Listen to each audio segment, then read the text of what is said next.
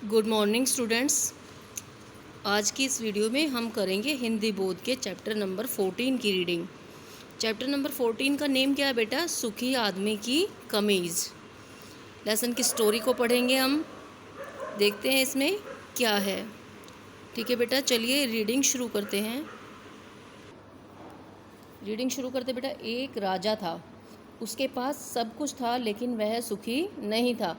वह समझ नहीं पाता था कि कैसे खुश रहा जाए। उसे यह लगने लगा कि वह बीमार है, जबकि वह बिल्कुल स्वस्थ दिखता था। राजा के आदेश पर राज्य के एक अच्छे डॉक्टरों को बुलाया गया, लेकिन कोई भी उसका इलाज नहीं कर पाया। अंत में एक बुद्धिमान वैद्य ने राजा की बीमारी का कारण समझ लिया। वैद्य कौन होता है बेटा? जो पहले ज़माने में जो है डॉक्टर नहीं होते थे, तब वैद्य ही दवाई देते थे। ठीक है बेटा। उसे एक युक्ति सूझी।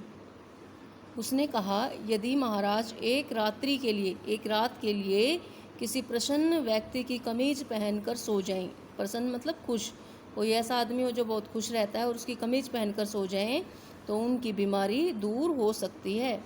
सैनिकों को राज्य भर में किसी प्रसन्न आदमी को खोजने और उसकी कमीज लाने का आदेश दिया गया।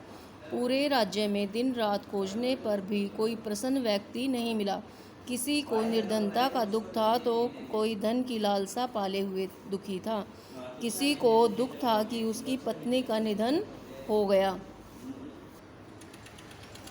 नेक्स्ट पेज की रीडिंग करेंगे बेटा। तो किसी को शिकायत थी कि उसकी पत्नी जीवित क्यों है। कोई तो इसलिए दुखी था कि उसकी पत्नी मर चुकी है, कोई इसलिए दुखी है कि उसकी पत्नी जीवित ही क्यों है। किसी को संतान न होने का दुख था तो कोई संतान से दुखी था।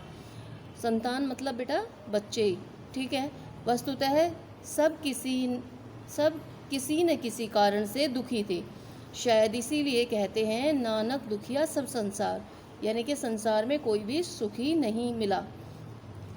सैनिकों को एक दिन नगर के चौराहे पर एक भिखारी मदमस्त लेटा हुआ दिखाई पड़ा।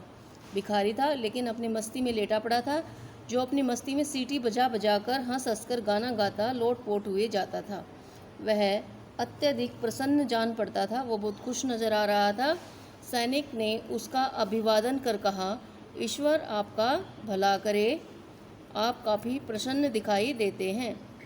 हाँ, मैं प्रसन्न हूँ और मुझे किसी बात का कोई दुख नहीं। मेरे पास दुखी होने का कोई कारण नहीं है।